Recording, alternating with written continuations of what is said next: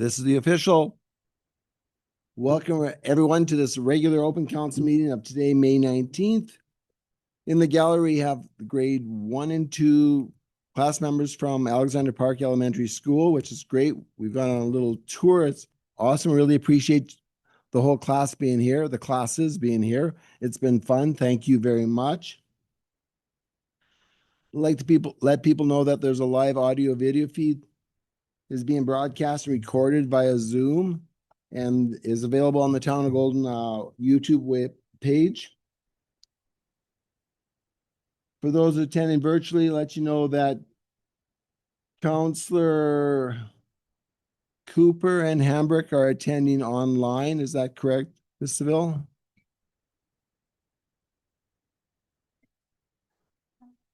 Councillor Cooper is attending online, and Councillor Dale has noted that he's not available to attend today. I'm going to start off with a land acknowledgement. For thousands of years, the abundance that the earth's lands and waters provided us to live, work, and play is due to the ecological wisdom, stewardship, and reciprocal relationship that the world's first peoples have lived and they live today. I'm going to begin by acknowledging that the land that we gather is the shared ancestral territory of the Ktunaxa and the Secwepemc people. And Golden is also home to the Métis Nation, Columbia River Society, and other diverse Indigenous heritage. We're grateful to have the opportunity to live and work in this territory. With that, Ms. Seville, are there any late items? There are no late items today. Thank you for that. Council looking for a motion to adopt the agenda as presented. Councillor Guillo, seconded by Councillor Manuel. All those in favor? Opposed? Carried unanimously. And at this point, I'd like to announce that I have a conflict of interest under item 10BA. In that I am on the board of the Columbia Basin Trust and previously on the board of the Columbia Basin Broadband Corporation, and hence will step away from the chair at that time when that issue is dealt with. As per the schedule, Councillor Cooper is the acting mayor for the months of May, June. Councillor Cooper, in your absence, is it okay if we have one of the other councillors take your place in chairing the meeting during my absence? Yes, sorry about that, not attending in person, but yep, that's fine with me. Okay, and we've had a couple councillors suggest that I ask Councillor Routley. I would actually have to check the schedule to see who was next or previous.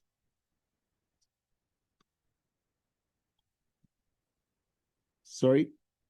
I'm November, December, so November, a little ways off. So then we have Councillor Guillo, I believe, is September, October. Next in line, Councillor Hambrick's not here, so falls on to yourself. Thank you very much. Okay, with that, looking for a motion for the adoption of the minutes as presented. That's the meeting of May 5th. Councillor Manuel's moving that motion. Councillor Routley seconding that. Councillor, any errors or omissions in those minutes? Seeing, hearing none. All those in favor? Opposed? Carried unanimously. And when it's carried unanimously, that means that everybody agrees. So, Councillor, is there any business arising from those minutes? Seeing, hearing none, we have no delegations or presentations. We will move on to external correspondence. I'm looking for a motion that the items of external correspondence be received. I'm looking for a mover, Councillor Manuel, secondary, and Councillor Routley. All those in favor? Opposed? Carried unanimously. So we have 4 items for our action items asking council to take an action. And we have some informational items. We'll deal with each of the action items independently. So the first is a request from Kicking Horse Culture.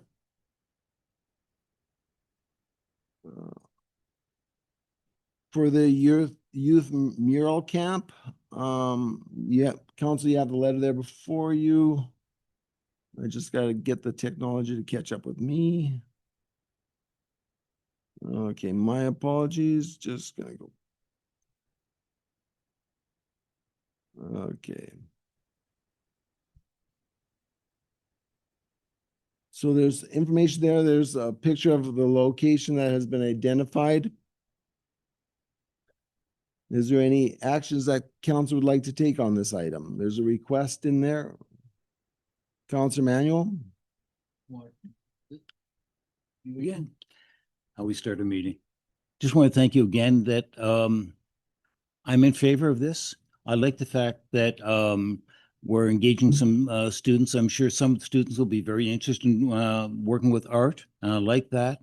We could use a bit more color around this community. That's not a bad thing. Yeah, so on the, there is, I believe the town staff will be assisting, but it didn't appear like it would take a lot of time or trouble on their part. So that seemed to be the only minor issue. But generally, I think it's very favorable and I appreciate it. So Councilor Manuel, would you be willing to move forward that motion? Yes, I would. Okay, and looking for a seconder, Councilor Routley seconding that. And for me, it was great for the Kicking Horse Culture to note that they would take responsibility for maintenance and care of the mural and the installation. As everybody knows, there's lots to take care of, lots of. Are we getting feedback? No, not anymore, okay. So that was a great offer, and they talk about the longevity of the mural, so recognizing some of the realities and the timeline for the installation. So are there any other discussion on the mural? Sorry, it's Christy. I was trying to raise my hand, but it's not seeming to work. I was just wondering if we knew the subject that the mural would be, because I didn't seem to find it in the letter there. Sorry about not being able to see your hand raised there, Councilor Cooper. I can't seem to raise it on the iPad. I don't know how to. It's not working. So my question was, what was the subject matter that the mural was going to be? Do we know that? And as you noted, I don't believe it draws reference to that in the letter at all. I'm sure staff would filter and ensure that the mural is appropriate for the location. And I have Mr. Denegard nodding his head, yes, that would be followed up, but to the specific question of what would be on the mural, no, we don't know that. We would not want to stymie the creativeness of the group. No, I just wanted to make sure the subject matter, not what it was looking like, just the subject matter. So if there was going to be follow-up, just to ensure that it met our kind of goals and needs of the town. That's all. Thanks. Yes, I guess the question through to staff, would in fact a draft or a concept be provided to staff prior to the actual installation of the mural? Mr. Denegard? Yeah, so thank you, Mr. Mayor. I would expect a draft from them both, just the idea for the art itself and the installation methodology, because you have to make sure that it's not going to damage the property. So we could bring that to council if there's any question at all about the subject matter. Thank you for that. Councilor Routley? Thank you, Mayor. Fully supportive and quite excited with the prospect. The local artist, of course, is who Kicking Horse Culture had partnered with for a lot of the design and artwork around Emberfest. And so personally, I'm a huge fan of that like lino cut or woodcut style. And I hope maybe there's some elements of that. Yeah, looking forward to what the finished product looks like. Okay, thank you for that. Any other comments with regards to this request and the motion that's on the floor? Seeing here none, all those in favor? Opposed? Carried unanimously. And we can move on to the second item of correspondence that's looking for some action from council. And it's a request from Old Folks for Old Growth with regards to their concerns about the state of the BC forests, and provide a support letter urging council to carefully consider the implications of endorsing Kofi's forestry solution campaign. Provide some background information there. And is there any action that council would like to take on this item? Okay, we'll move on to the third item. Couple clicks away here.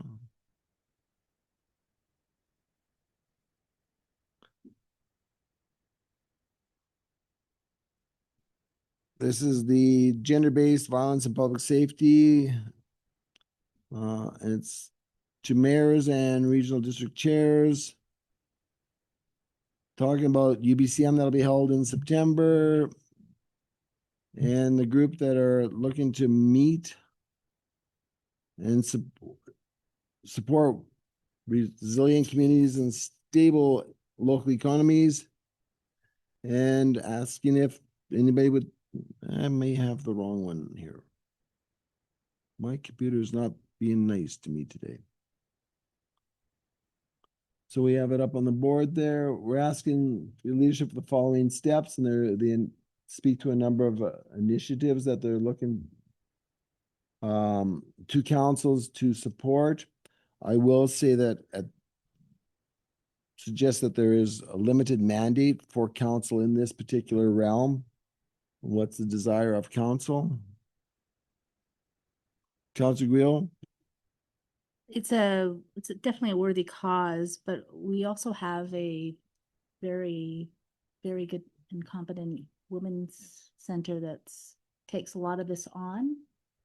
So I'm not too sure what this, if we should be forwarding this information maybe to them, if it's something that they could extract some information out to help their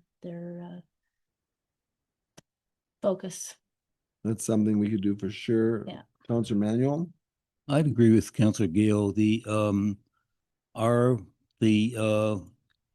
women's resource center we have here have taken active measures. I noticed too that they're advertising for someone to deal with similar situations, I believe.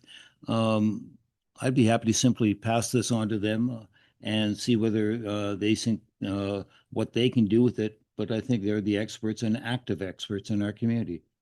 Okay, and I will take that as direction to staff as opposed to needing a motion, and that this be forwarded by staff to the Women's Center, just making them aware that we received this and making them aware.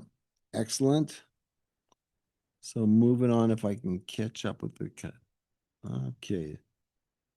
The final item is a letter from Premier Eby with regards to UBCM meeting requests and the appointment book. So this is our annual opportunity to be able to book meetings with the Premier, ministers, or senior staff at Union of British Columbia Municipalities Annual Conference in September. So this is an annual request that comes forward. And as is typical, can somebody remind me what the date line was? June 24th, is that correct for this one?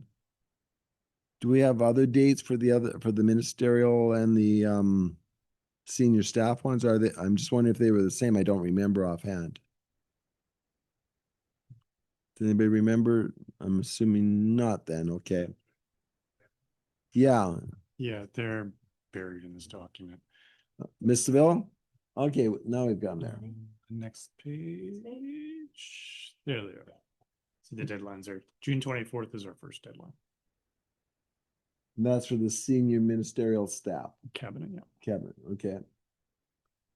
So council, this is the time of year where we give thought to what items we want to bring forward. It does not have to happen right now, but if there are thoughts that people have, please get them up on the table so staff can have that information and move forward through further discussion of council. We have Councillor Guo and then Councillor Manuel. I would like to carry on some of our BC assessment discussion that we made on last year, maybe with the Minister of Finance. If we could reach out and have a meeting with the Minister of Finance would be great. Thank you for that. Councillor Manuel. Just wondering, we've, several years ago, I think we got a commitment from the government that they would be rebuilding a new courthouse. That seems to be fading, but I know we have court in the Civic Center, but I have found out from people who use it that it is less than ideal. It'd be interesting to find out whether they're ever really going to build it, or this is just something that's faded away because they're managing in another way. And maybe it's a question of senior staff. I'm not sure. So it'd be a matter of determining which is the appropriate senior staff Mhm. person to ask the question of. Yep. Staff able to follow up on that and do some identifying of that party or parties? Mr. Yeah. Denegar? Yeah, we can start by trying to find out where they're at in the decision-making process to see if Mhm. there's anything we can just factually answer right now. If it seems like there's wiggle room for discussion at a UBCM meeting, we can then bring that back. Thank you for that. Any other items you'd like to get on the table at this point in time? Councillor Routley? Thank you, Mayor. Just I guess a question, if there is value in following up once more with the Minister of Forests on the ongoing file with respect to the community forest, keeping that fire lit under Minister Callan, or sorry, Minister Parmar. And having forests and fire in the same sentence can be dangerous at this time of the year, but I think that's a good one to get on the table for sure. Councillor Guo? Speaking of fire, I'm thinking who's ever would be responsible for emergency management and fire smart, because we want to make sure that funding doesn't, it keeps coming, as well as what we had posed last year with regards to the ASS, making sure that they hold up their end of the responsibility there. To ensure that they know that we didn't forget and we're Yeah. continue to follow up and monitor. Excellent. Councillor Routley, you had a flat, or Councillor Cooper? Hi, my interest is with Real Property Division, RPD, when they're making decisions for putting money into municipalities, such as a courthouse or Service BC items like that. Contracts are going out, and I just want to know if they're actually having a better partnership within municipalities, asking us questions on when we're looking at who would contractors be, and just generally partnering with a little bit more of the town information-wise purposes that money is going to be spent in certain areas, and if we have any thoughts or comments on it. RPD, it seems that they're acting a little bit in a silo, and I'd like to see more partnership with the municipality. Thank you for that. And I see a number of heads nodding around the table. And that's on the list. That's a good suggestion. Thank you. Anything else at this time, council? And remember, June 24th is the deadline for senior staff. Councillor Routley? Thank you, Mayor. I suppose I posed the question to staff to see if there have been if there are any immediate items that come to mind where maybe some political pressure or some dialogue with our counterparts in cabinet or with senior staff might be helpful in moving any files along that are on staff's desk. Mr. Denegar? Other than time changes, had to get that in there. I think continued support regarding tourism dependent communities would be valuable. I think that the partnership's there and we're going in the right direction, but I think continued encouragement would be fantastic so that it doesn't lose steam, especially with everything else going on in the world. So would that be with finance or would that be with Ministry of Tourism? BC? Both. And I'll have to inquire to find out if there's going to be a separate meeting regarding that, much as there was last year. But there may still be value in having one-on-one conversations. I'll find out and get back. There are 2 more council meetings before this deadline. So in the next couple weeks, whether it's the next meeting or the one after, I will bring that comprehensive list with whatever feedback I can get from you by email. So we can just go through one at a time and see which ministry it goes with, whether it's cabinet or other. So the council can actually like make a vote on what to proceed with. Thank you. Council Quill. I just want to say one thing though, like I know that we may have 2 more weeks before the deadlines, but they book up fast. Yeah.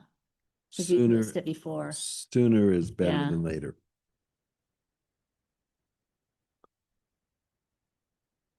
Anything else, council? Okay, with that, we've got a fairly substantive list started off there.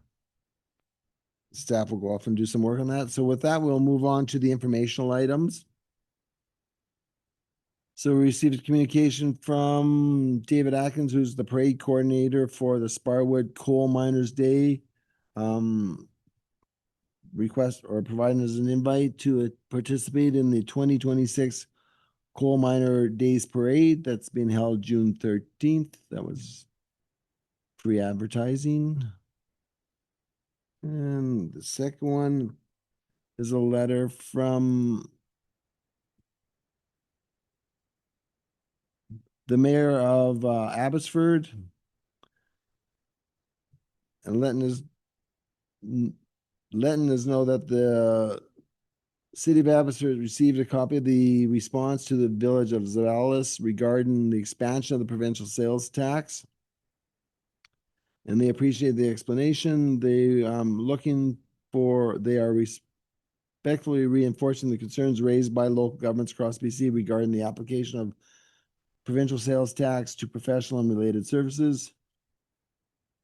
And it talks about local governments already facing substantial fiscal pressures, including infrastructure renewal, climate adaptation, and housing delivery with limited revenue tools available. And it goes on further to make some suggestions as per the village of Zavalis's suggestion of exempting local governments or implementing a rebate or other offset mechanisms.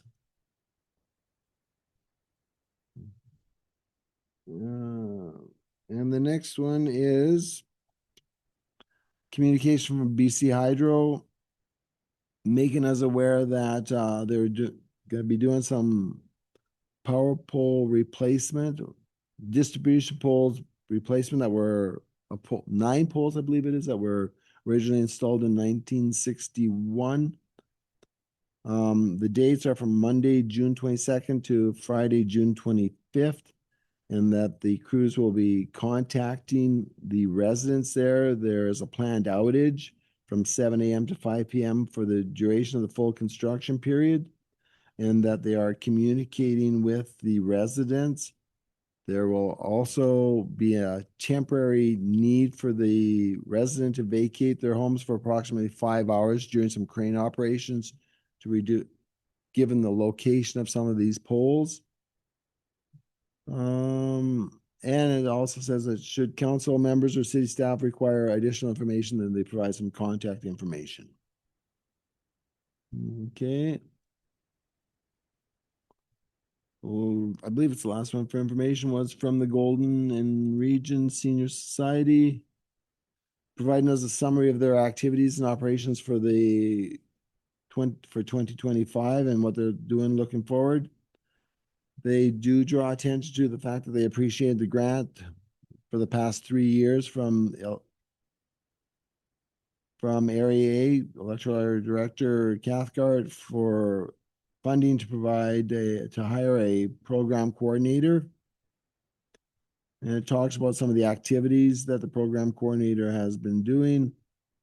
And they appreciate the long-term lease for the Golden Seniors Center and the CSD grant and aid for that coordinator position. And was there another one? And I think that's it for informational correspondence. Council, now we'll move on to item 7D, which is internal correspondence, that the items of internal correspondence be received. Moved by Counselor Routley, seconded by Counselor Guil. All those in favor? Opposed? Carried unanimously. And so we have a memorandum from Ms. White. Ms. White? Thank you, Mayor and Council. Before you is your bylaw enforcement statistics quarterly quarterly report for the first quarter, that being January to March 2026. As we do with each of these reports, we give a summary of the priorities that are set out in our year end and looking ahead to the next year report that we bring to you typically at the end of the prior year. So council has seen some of these before, those being snow removal, animal control, and our regular and ongoing priorities, which are typically in this quarter center around parking. So you'll note that it was a pretty busy quarter for us with traffic control specifically. The partnership that we've been building with the RCMP has resulted in an increase to our files, as you'll likely notice in the chart that speaks to tickets that have been issued and warnings and etc. That the majority of that activity happened on the strip, and the majority of it was a result of the extensive road closures that we experienced this past winter season. So that's all sort of summarized for you there. And going forward in 2022, we'll be working to finalize and implement collection services. We're working closely with Finance Department on that. It's a very collaborative effort that will also include the development of internal procedures to improve tracking and notification requirements. And we will also be ramping up our spring priority list, which includes our animal control bylaw and education campaign. Stay tuned for some information that will be coming out in the coming weeks on our first community event to showcase our new bylaw and provide information to folks. As well, I just got the news today that we have secured a WildSafe coordinator through that program, which is great. So we'll be meeting with her in the coming weeks. And typically at this time of year, the WildSafe coordinator focuses on bin tagging in the community to ensure folks are using their bear-resistant bins appropriately. We will also have already begun proactive patrol to ensure folks are adhering to our watering restrictions that happen at this time of year and throughout the summer. And short-term rental education is also on our list for Q2. And our regular and ongoing priorities, of course, parking and illegal camping at this time of year really start to ramp up in the community. So we are on the lookout there. So the attached graphs summarize these actions, and if you have any questions, I'd be happy to answer. Thank you, Ms. White. Council, any questions, queries? Councilor Guil? Says here that there was 11 animal related warnings. Is that the same as what the RCMP report stated? But is it together or is it separate? Those warnings are specific to our department. Oh, So those are it would have outside been of about 21 then. Yeah. So the RCMP have not issued any tickets underneath our animal control bylaw, which is why it's not reflected in our statistics report.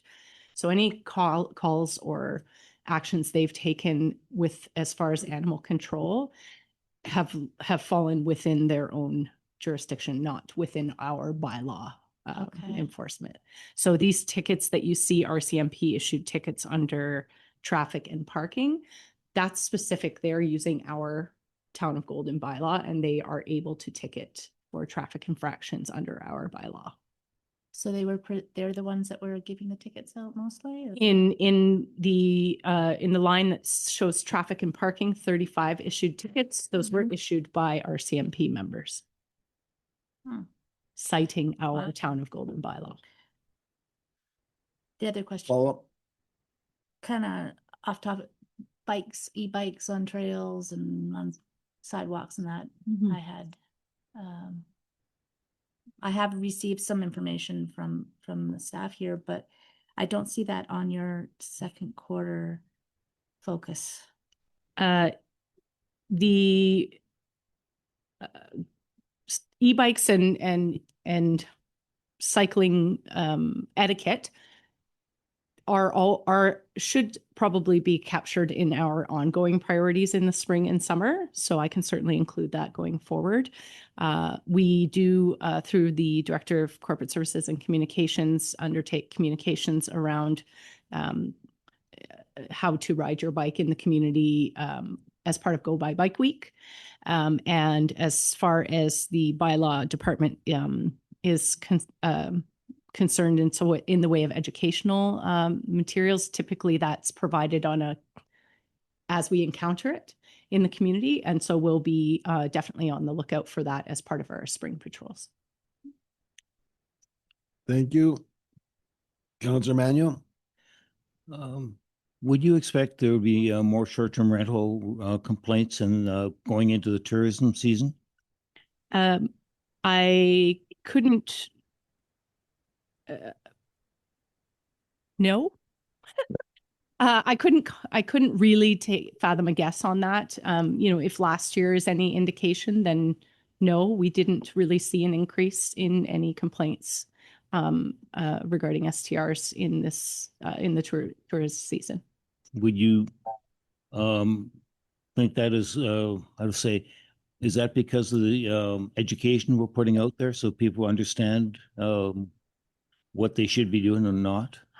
Yes, but I actually think that it's the education that Airbnb and provincially has been put out there. When folks go to manage their Airbnb within that platform, it's pretty straightforward now that you are required to do X, Y, and Z, and how to go about paying for your registration, that type of thing. That's education they've undertaken themselves. And we provide education on a more complaint-based basis. Thank you. Any follow-up, Councillor Emmanuel? Okay, Councillor Hambrick? Yeah, thank you, Worship. Just a quick question regarding the RCMP issued tickets. I assume most of those are on the strip? Yes, that is correct. Okay. Thank you. Councillor Rutley? Thank you, Mayor, and thank you, Manager White, for the report, and also to Barry. When might we be able to circle a date in the calendar, either this year or ideally this year, for a shift from STR education to STR enforcement? We have from the beginning and will continue to do enforcement measures based on a complaint basis as per our bylaw enforcement policy. We certainly will be working with the planning and development department as they work through their portion of this puzzle. I couldn't give you a date without having the director of planning and development in the room. Yeah, I appreciate that. Mhm. Follow up, I guess, then is yeah, into the ether to to staff at planning and development services would be then, like, are we anticipating that we're kind of approaching any of the STRs that are operating in Golden are at least have applied and they're being processed, or and then I guess more relevant to the bylaw enforcement side of things is there's sort of around these principles of procedural fairness, ensuring that you're 3 months into your license and a little hiccup or whatever, an opportunity to educate first and then bring the hammer down if necessary. Is that going to be kind of the general, obviously depending on the severity of the infraction, but Yes, we would follow our policy in how we would enforce it in that nature. So, and we would work with the planning team to identify, potential violators or alleged violations, that type of thing. But we usually our policy, our procedure with any type of enforcement is education first, and then enforcement as needed. Yeah. Any follow-up, Councillor Riley? I suppose, and again, it's not necessarily a fair question, and that the Director of Planning Development Services isn't here to speak to it per se, but with the software that we're utilizing now to manage listings or ensure that folks are licensed and any of these listings are popping up for any alleged illicit listings, are we going enforcement first, education first, or what's the general approach there? I think everything everything we do, we try to go enforcement or education first, particularly when it's a situation like this where the rules have changed and things, people might not know the parameters of this and that, and so if folks don't know, then it's not a procedure. Pardon me. Enforcement would not be our first step if folks are genuinely not aware of all the information. As far as the portal goes, it's I can't speak to it myself as I'm not working in it currently, but it's my understanding that the purpose of that portal would be to eventually, be able to tell us when via a report of some nature when here are all the Airbnbs that you have, and then if there are some operating outside of that, then we would follow up as we would with any potential infraction. Okay, thank you. Thank you. Mr. Armstrong, you have some comments to add? Yep, I heard Director of Planning a few times there. So I just say, as far as I know, we haven't received any complaints in the last year or two. So there's no enforcement to take. We've licensed up a significant amount of short-term rental and bed and breakfast operators. And beyond that, when time allows and we would dig into the provincial portal. It's pretty robust, and through that portal we can review it and make sure that folks are operating per the license. But basically they need to have a town license to get the provincial license and have an active listing to be on that portal. So there are a lot more systems in place than there were. If we get complaints that say there's a whole home rental happening, that would be great, and those should go to bylaw@golden.ca. Like, it wouldn't be great, but we would welcome that feedback from the general public. Thank you for that. I've got a list here, and I've got myself next, then Councillor Guild, and Councillor Cooper. I'll follow up on the as one of the questions I had with regards to Q2 SDR education went to enforcement.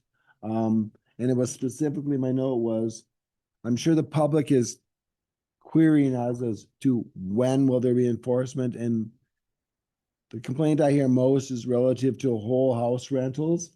So just raising a flag on that item for staff is that I can speak for myself, I am getting citizens coming forward with concerns about whole house.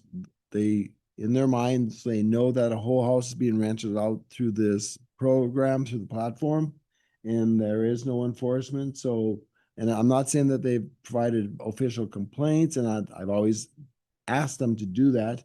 If it's not in writing, it hasn't happened, type of thing. So hopefully, if there are folks that are not following the rules, that there will be folks that will provide official complaints so that staff can do a formal follow-up.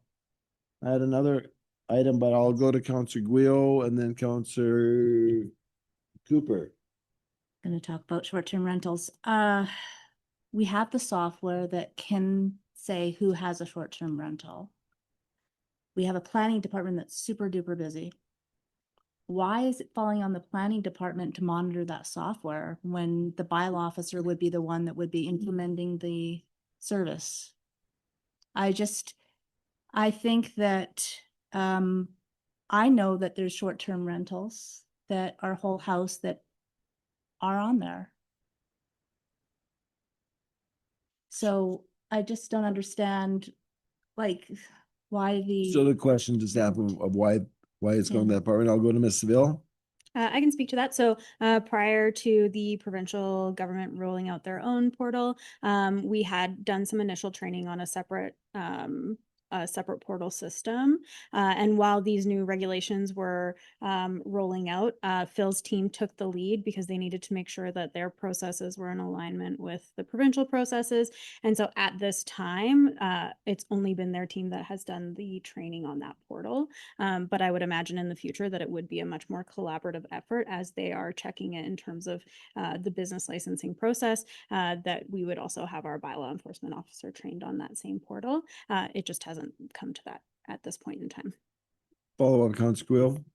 and with regards to the education around it, I can understand, like, if someone's walking their dog without a leash, but if somebody opened a business on the street, I think you would do more than just education. And I think this is something, the community is demanding some enforcement on this. If I could speak to that, Ms. White. if we don't know where it is and how it's happening, we don't have anything to enforce upon. So I, in the last 2 years, have not received any formal complaints about this issue. I have not dedicated the enforcement officer's time to scouring Airbnb and then going out and following up on all of those. I don't think that would be a good use of our resource. However, certainly if and when we receive complaints, we follow up on every single one.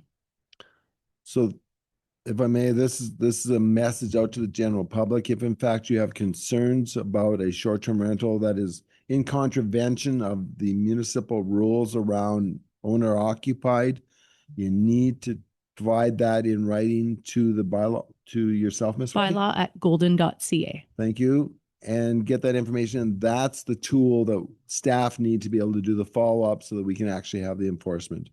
Councilor Guile? One last thing. We do have the tool. We've been paying for it. And so I can see why the planning was using it so they can get out their licensing. But we do have the tool, like we pay for, and I think people that are living beside an Airbnb don't necessarily know if it's an Airbnb, but we can know because we have the tool. We have the tool to see. So. Mr. Armstrong, comments? Yeah, I will add that, while we're working through a significant amount of licenses, which I have a feeling that the majority of those licenses are operating in compliance with the regulations, but I think, excuse me, I think there's a good chance that there are some that there's always some bad apples, I guess, in the bin, and that might take some proactive enforcement. That was always to be expected, but we wanted to work through, which we did over the last year and a bit, work through the 140 applicants that we had and get them licensed and give some folks time to order the proper signage and whatnot. There's been a couple staff changes, but over time, I think we will want to seek proactive enforcement. But in the meantime, like, we haven't got complaints. If we get them, we'll act on them. And so by all means, if anyone's reached out to you folks, direct them to do so. We do have the provincial portal, which has some really great tools to enforce. We put the host compliance contract on pause because we thought utilize the new provincial tool first, and then and then we can drill down a bit more proactively if we need to in the future, but utilize that tool first. And I think that's a trend that other municipalities have been doing well with the new provincial tool that is in place. And when we need something more robust, we'll circle back to that. Absolutely. Thank you, Mr. Armstrong. So is it fair to say that the public's expectations of the municipality with regards to enforcement are different than the realities in that our system is fully complaint driven?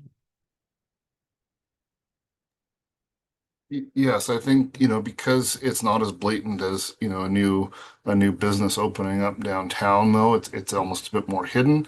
There's always been that best practice with when it comes to bed and breakfast and short-term rentals that eventually some proactive enforcement will be required. But in the absence of that, and in kind of using our resources as best we can coming out of licensing, I think complaint driven is ultimately how a bylaw department of one needs to operate. But over time we can have some utilize the tools like the portal to look at stuff for sure. Thank you for that. I have Councillor Cooper next.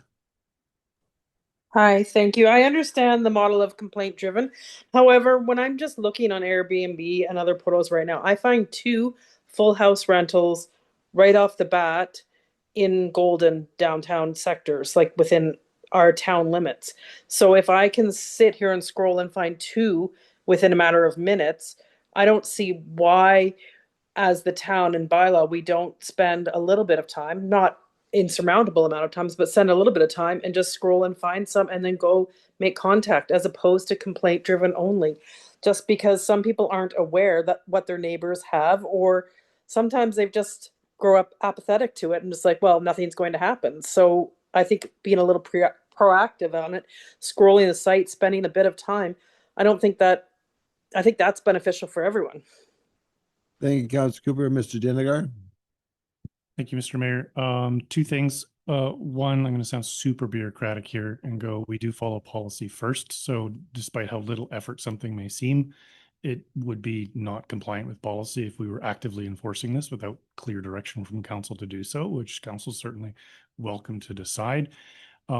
Before doing that, though, I'd request that council hold this particular thought until the closed session later today, because there are resourcing changes going on within the organization to play into this. So perhaps after that, you'll have more clarity. And then if you wanted to bring this back as a discussion about actual active or proactive enforcement of this, it could be at a future council meeting where you've got all the information. Thank you very much. We're going to Councillor Manuel next. Brief comment. I'm just wondering if people are aware of activities with regard to short-term rentals, but if it's if they're near a near neighbor, they may be hesitant to make a complaint, not really realizing that complaints are they're not, you don't know name in there, it's anonymous. So if someone is seeing something, but it happens to be a neighbor and they don't want to get in bad with their neighbor, if they know that it's anonymous, that might help. Okay, thank you, Councillor Rutley. Thank you, Mayor. I'm gonna hop over to a different topic. So if I'll check with Mr. Armstrong. Mr. Armstrong, you had some supplemental, or was your hand staying up? It went up and went down, but just a couple points of clarification. Some listings on Airbnb might say entire home, but it might be the principal dwelling, and there might be a basement suite that's occupied by the operator, or vice versa. Might be in a commercial zone, so there are some nuances in how those do show up on the online accommodation platforms.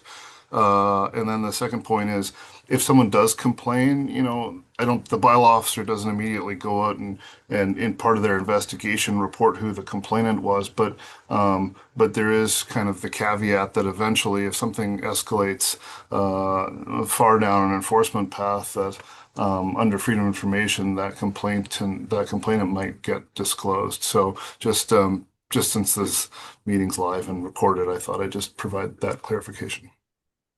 Thank you for that. And we'll go to Councillor Routley with another subject matter. Thank you, Mayor, and I appreciate the highlight from staff. The local government is neither omnipresent nor omnipotent, and so the community members supporting the efforts to make sure that our neighborhoods are lived in and not entirely short-term rented out is appreciated.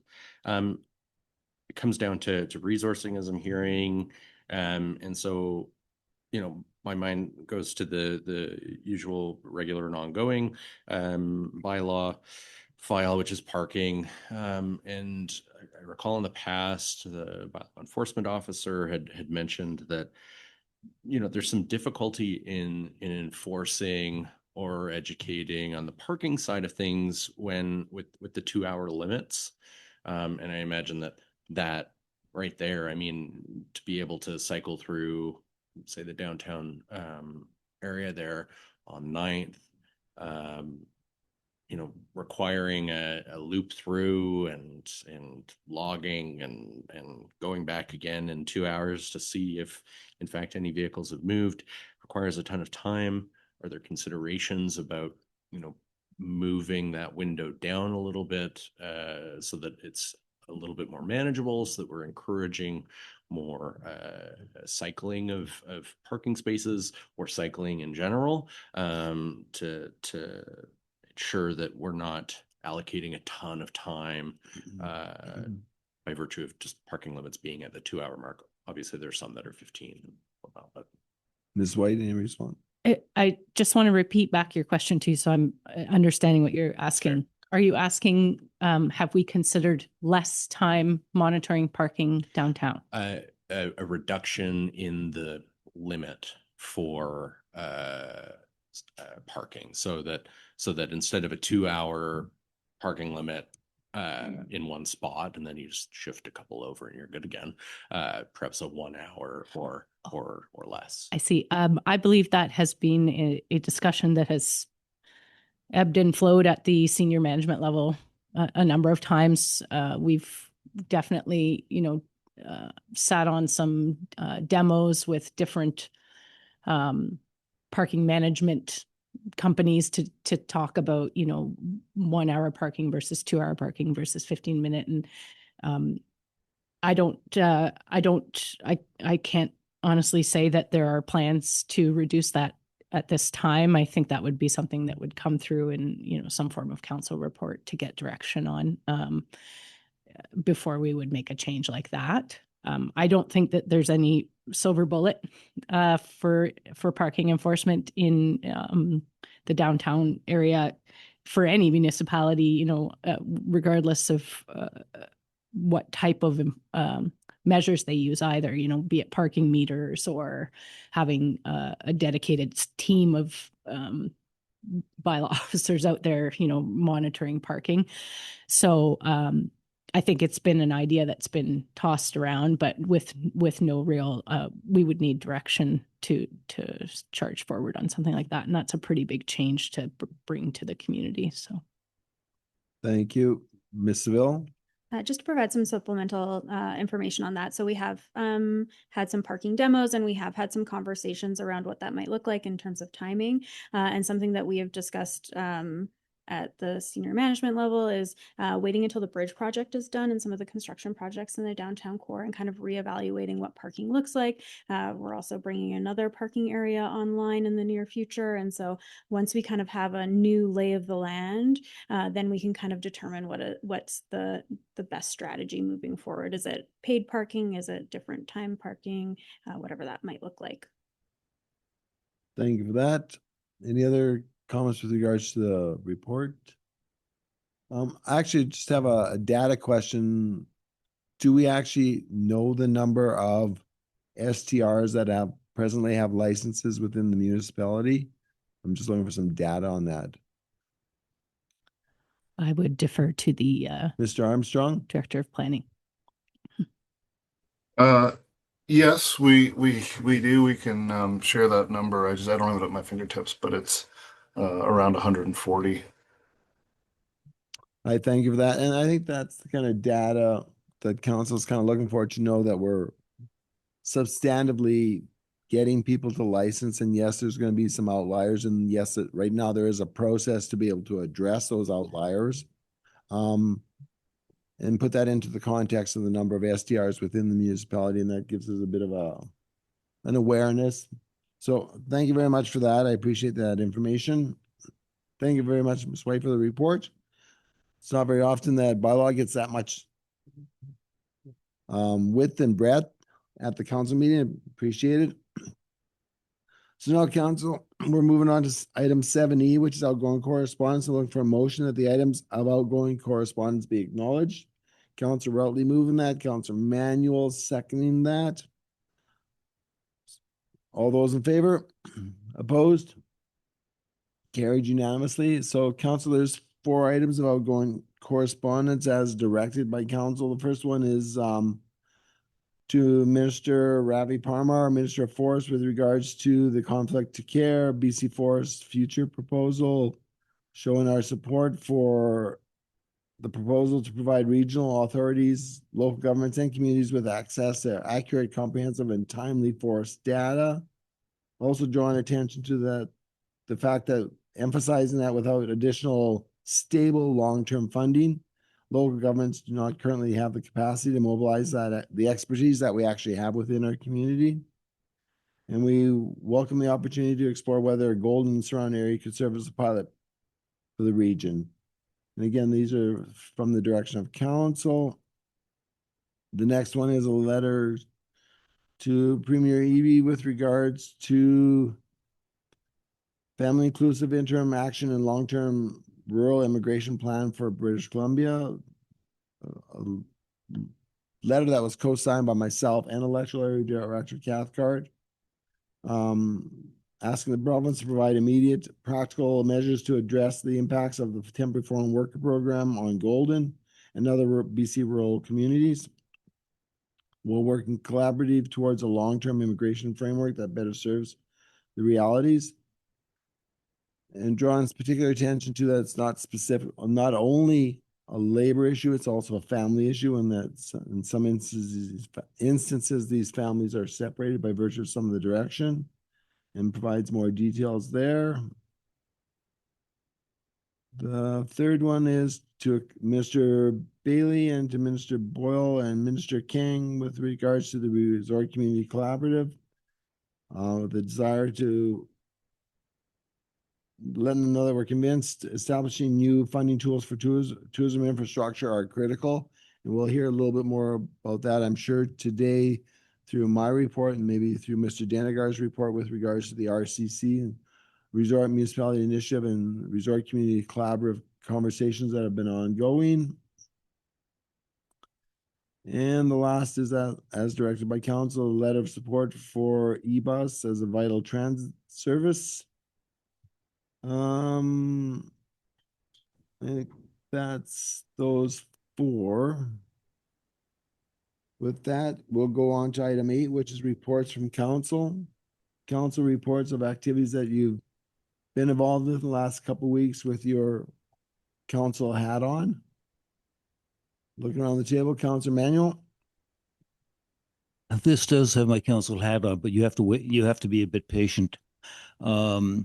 I noticed that in Tai, which many of you will read as I do, that they had were promoting, I think, an event talking about disinformation, and it seemed very good. I tried to get in, but it was down the Lower Mainland, and I couldn't do it virtually. But I talked to them, and they were quite interested in having it spread out more. And I put them in contact with our climate caucus, who were also enthusiastic about spreading out good information like this. And I think it should be available, well, from ocean to ocean to ocean in the next week or 2. I'll let people know when it is.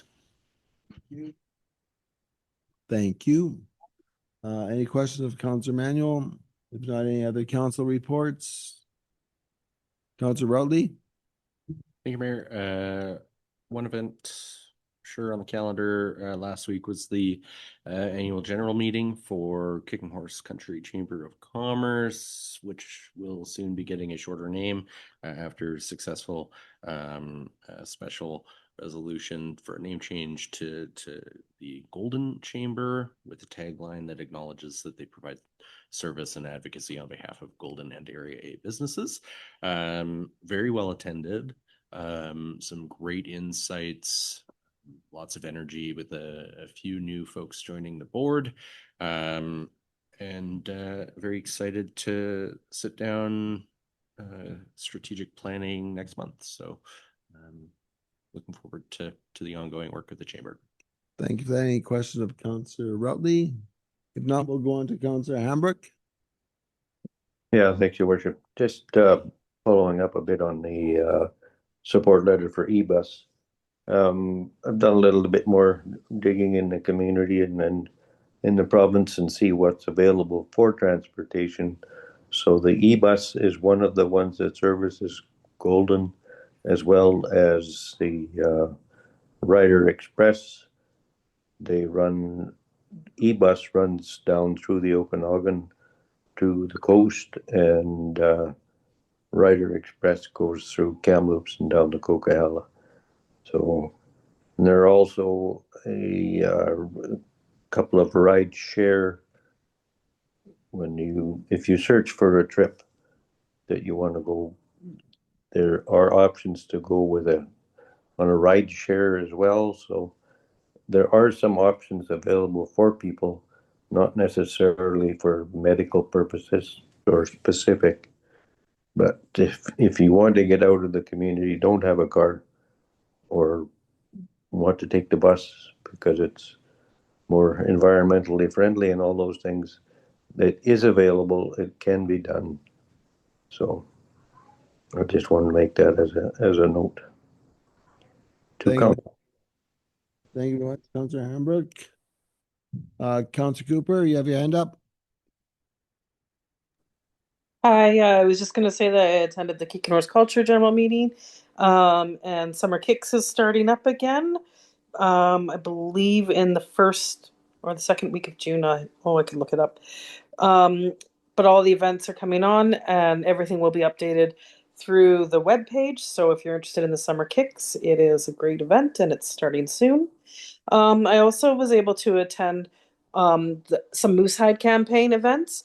It unfortunately was the same time as the Chamber of Commerce event, so I wasn't able to attend that. But it was the first time there was held out east with virtual attendance, and there was workshops to rally to end violence against Indigenous women and children, and it was a really nice event all around for a heartbreaking occurrence that is still continuing throughout the communities. So yeah, Moosehide is always a really great one to attend. And yeah, that's what I was doing the last week. Thank you, Councillor Cooper. Any questions, Councillor Cooper? Any other reports? Recognize that Councillor Guillo, who is generally really active, actually took some holidays. Good on you. I had the opportunity to attend the Golden Food Bank Gala along with Director Cathcart, and it was a well-attended event and recognizes that many volunteers are working alongside paid staff to provide this service to the community. I attended the Resort Community Collaborative Mayors Group, and the overarch of this is that the province is looking to double tourism in the province of BC, and the RCC group, the Resort Community Collaborative Group, has been making the case that the 14 resort municipality initiative communities need assistance with municipal infrastructure just to be able to maintain the high level of visitors that they presently receive. If the numbers increase, we are in trouble. Some fun facts about RMI communities. RMI communities, these 14 communities that represents 1% of the province's population, host 28% of the BC's annual tourist visitors and 35% of the province's foreign visitors. Resort municipality initiative communities receive an average of 100 plus visitors per resident, these are impacts on infrastructure that we staff see on an ongoing basis.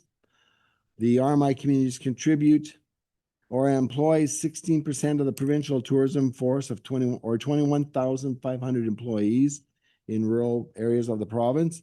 And the RMI communities also contribute 29% in BC's tourism taxes and 30% of the provincial tourism export dollars. So the RMI communities get annual funding in the amount of $10.5 million.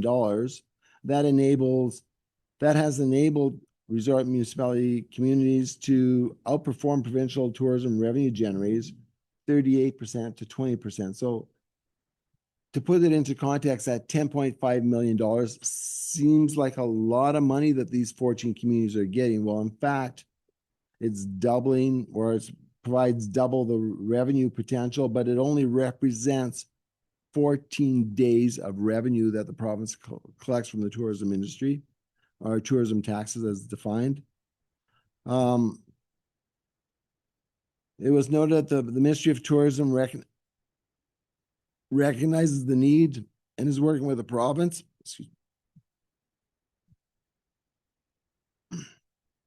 Recognizes the need and is working with the province and looking at options to address this situation. It is not sustainable. And all this stated that there is recognition that one size does not fit all when it comes to the solutions for the RMI communities.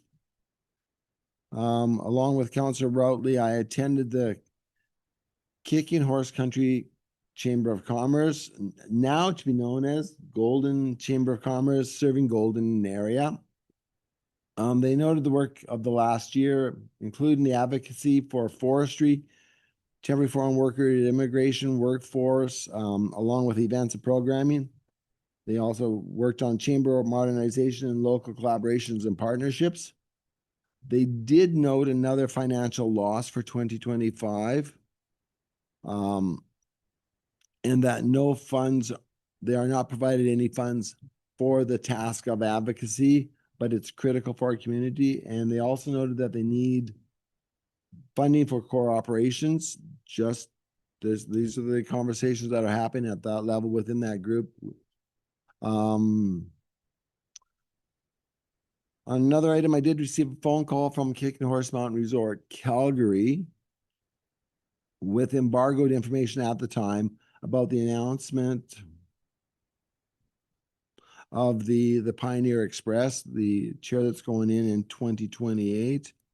Mr.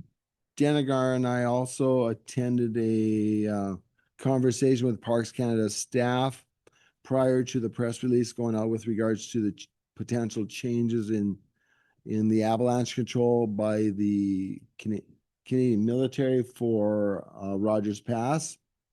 There was an item that I wanted to make council aware of. There's I'm sharing this now because it's prior to our next council meeting. There's a roadshow, New Forest Act roadshow that's going to be happening in Golden on June 2nd. It's a proposal that wants to shift BC from volume-driven industrial logging to nature-directed stewardship and treating forests as critical public infrastructure for water security, flood, fire protection, carbon storage, biodiversity, and community stability. And that is happening June 2nd at 5:30 at the College of the Rockies. So that was my advertising for that particular one. With that, if there's any questions, I'll take those. If not, we will move on the agenda. There are no reports from committees, so reports from staff. We're on to 10AA, which is a verbal update from the Chief Administrative Officer. Who, me? Thanks. Yes. So a few updates today. Alicia Seville and I were at an RCC forum in Tofino. The mayors have their get-together. Staff also have their get-together annually. So it's mostly CAOs, but also other critical staff who are involved in the RMI program. It was a number of very long, intense days. I think we saw the ocean once. Otherwise, we were inside working. Ministry representatives were there. Some really good conversations about potential solutions, I think, long term that we can work with the province on. It's all very early days and confidential, so I won't get into it here, but feeling very positive coming out of that, that the province hears us loud and clear, and they are going to work with us on a solution to this, especially infrastructure crunch that our communities feel, but also is brought up as well, service crunch as well, whether it's by law enforcement or things like that. Tourist visitors have an impact. Also attended the Tourism Golden Board meeting. That was really good. Gave them a little update of what I could about this. Unfortunately, missed the Golden Chamber of Commerce's AGM due to an emergent issue, but I look forward to hearing an update. I'll be meeting with the executive director one-on-one. In corporate services and communications, happy to announce that Shirley Liu will be making the move from front desk admin and the planning department over to corporate services as the new corporate services and communications coordinator. So congratulations to her. I'm very excited, and that starts June 8th. Staff are also working on the 2025 annual report. Once it's completed, it will be made available to the public and come forward to council at the second meeting in June for your review. Also gearing up for the annual spring Go By Bike campaign. I better oil my bike up. It takes place May 30th to June 5th. Over the last 2 years, we've worked in collaboration with the Cycle Club and the Chamber to promote active transportation and pathway etiquette as part of Go By Bike Week. Over in Finance and Administration Services, the annual Local Government Data Entry, LGDE, and annual Capital and Repair Expenditure Survey have both been filed with the province, along with the adopted financial plan and tax rates bylaws. The annual SOFI report, the Statement of Financial Information, and other regular quarterly reporting is underway. Also nearing completion of the annual tax notices for 2026 to be sent out by the end of the month. And here's some big news. Finance Services lead, Justin Brogan, has been exceeding all expectations since their first day here and was just promoted, I think, on Friday, right before the long weekend, to Manager of Finance and Administration and Deputy CFO. So congratulations, Justin. Councillor Manuel is so excited about the news. Are you okay? Okay. Well, hope you didn't burn yourself. But yes, we are very excited. And because of some of the movements, I just announced that there's also a posting now for administrative clerk due to the vacancy of Shirley moving. It's actually a few jobs open, so please constantly check golden.ca/jobs. We were doing a little bit of that recruiting prior to the Constantly recruiting, yes. They're a few years off, but got some lifeguards in the future. Plan ahead. Planning and development, busy as ever. Attended the farmers market to discuss the Spirit Square washroom location. That's part of the RMI project, but it's also being looked at in the general long-term plan of Spirit Square. So some really good feedback from the public on that. Thank you to everybody who's participated and left the markers at the stand there. Incredibly respectful. Yeah, the departments met with public and vendors in the area to make sure everything fits together in the long run. Also, a letter went out to residents on the south side of Pine Drive advising about potential to pay for a rear connection to support carriage houses as part of the Pine Drive alternate sewer line, which you may have heard about. Public Works, so the Pine Drive sanitary main construction, which the notice went out for, it's expected to commence this week. So I think they have limited time to respond to that letter. Another thing going on, 2026 paving and patching program is ongoing. I think it's weather dependent, maybe.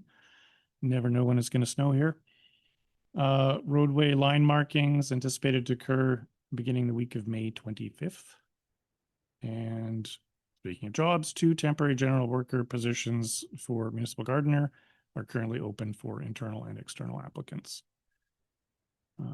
Protective Services and Fire Department, more big news.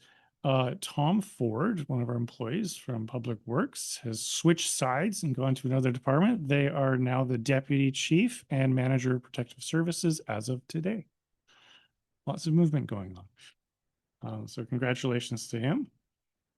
And last but not least, regarding our Department of Fun, Recreation Services, registration for the 6 weeks of summer day camps open on Wednesday, May 13th. And within the opening day, 125 out of 126 spots were filled. So apparently a popular program. Regarding the pool, 21 lifeguards and swim instructors hosted on Wednesday, May 13th for training. And Saturday the 16th, the pool opened for the season. The Golden Dolphin Swim Club take to the pool tonight for the first time this season. And finally, the bid package for the final stage of the Recplex White Tooth Legacy Park project is now posted on the website, and reconfiguration of the tennis courts area. So that's my update. Thank you, Mrs. Dindergaard. Council, any comments, questions for Mr. Dindergaard with regards to his report? If not, we'll carry on to the agenda, and we're going on to item 10B, Corporate Services and Communications Department, 10BA, which is the Columbia Basin Broadband Infrastructure Access Agreement. And I will step away from the chair, as I was on the board of Columbia Basin Broadband Corporation, which has recently been disbanded in the last 6 months. But I also continue on the board of the Columbia Basin Trust, so I will remove myself. And Councilor Guil will take the chair.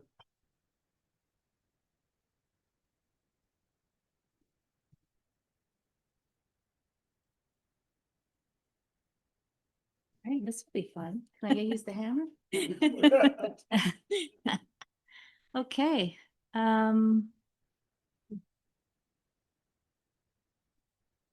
Who's going to speak on this? I will get it started.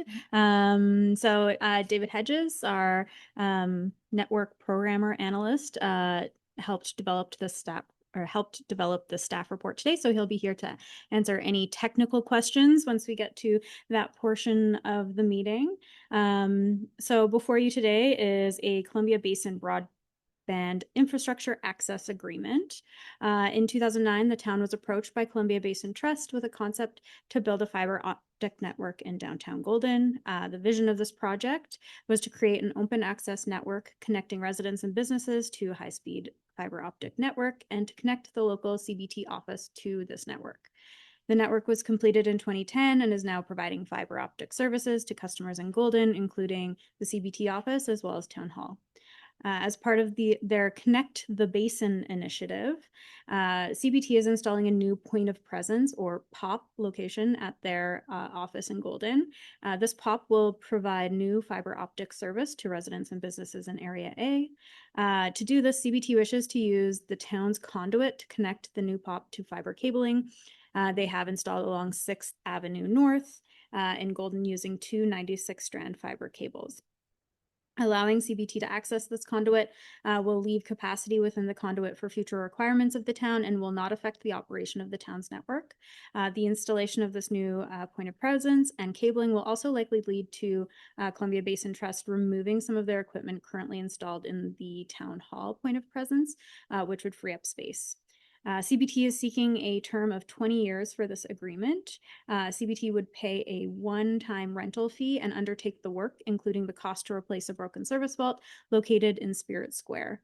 The combination of the monetary payment and the projected replacement cost of the vault is in line with the CRTC suggested conduit rental rates.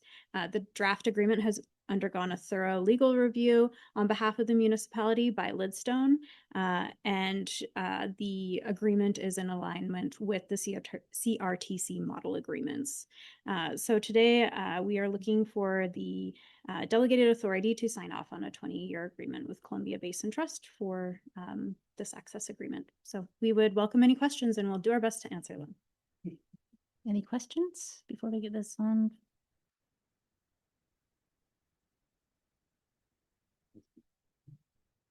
Christy, Councillor Cooper? Thanks. When I was looking through the agreement, and it said, I'm just learning these things as I've been reading here and looking into some things. So I am no expert, and I really just wanted some verification. So when it says that we're renting out the line or whatever it may be for the agreement was for $1,000, a one-time licensing fee.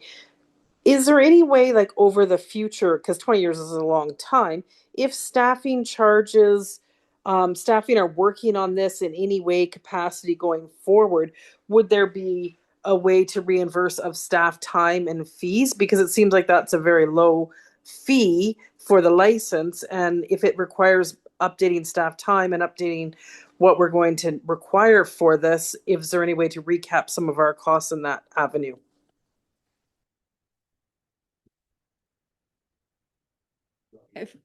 Sure. Thank you, Councillor Cooper, and through your worship. It's actually it's a conduit lease that we're looking, so there'll be no fiber involved. Very little time would be considered to administer this, other than possibly dealing with notification of the company should rework going on downtown core that could affect services, things like that. So it would be minimal. It will be their fiber inside of inside of our conduit, so they would be responsible for any field work that was required, connection splicing over time. And just to clarify a little further, it's $1,000 upfront one-time payment, including costs to replace a broken vault down in the downtown core. You guys have all probably seen by the power post down there. There's a raised box that's had its lid fairly well destroyed. So that's a fairly significant price for them to pay, or sorry, cost for them to undertake in replacing that, which staff felt was in line with what would be the approximate value of a lease of this type over this period of time. I do have a question too. With regards to like a forced relocation, it says there's cost sharing. So if there was a incident that was out of our control, because this conduit, does it go underneath the bridge? It crosses underneath the bridge. It's a metal conduit where it's exposed to the elements under the bridge, and then the rest would be buried at appropriate depths underneath the works in Spirit Square. So if any damage happens to that, we're responsible for 50% of the cost? I believe that it was more that the contract line that you're reading was more to do if we decided to move it for some reason. Let's say Spirit Square was turned into a different usage space where we built a building and a basement would need to go in place, and we decided to move the conduit because of that. That would cost, be borne 50-50. We would probably also be on the hook should something happen catastrophic to the bridge, for example. And, the underground services would be very unlikely that anything would happen there. But I suppose if the bridge would be destroyed, it could cause a pretty significant problem for the fiber that's attached to it. So we would, of course, be splitting the costs on that one. So I did have some questions with regards to we're not getting any more of the fiber for our use.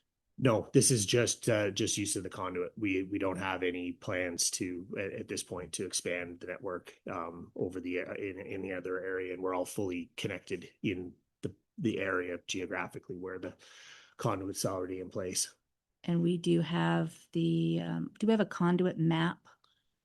We have maps of the fiber location. The only place in town we have active conduit is this conduit here.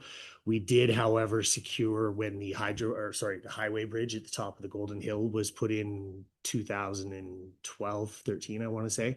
We asked for a conduit to be placed under that, although it just dead ends on either end, but it does provide us a potential future crossing should we ever decide to run fiber up the hill and then want to gain access to the north bench. Is there any conduit going in on the new bridge? On this new bridge, no, we don't have, because we already have a passing secured down here, so it wasn't contemplated. Oh. This is probably for another conversation anyways. Is there any other questions before we get this on the table for a vote? Would someone like to make a motion? Councillor Routley? Thank you, Councillor Guillot. Happy to move option 1 to approve the recommendations presented and delegating the authority to move forward with this access agreement. Oh. Councillor Hambrush, did you have a question or did you want to second? I'll second it. All those in favor? All those opposed?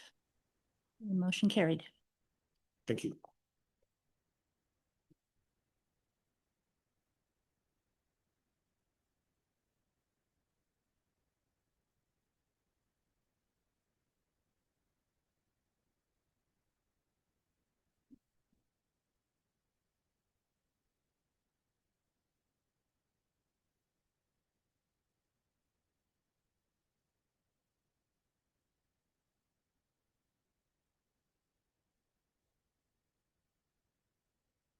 Actually, I found the dessert.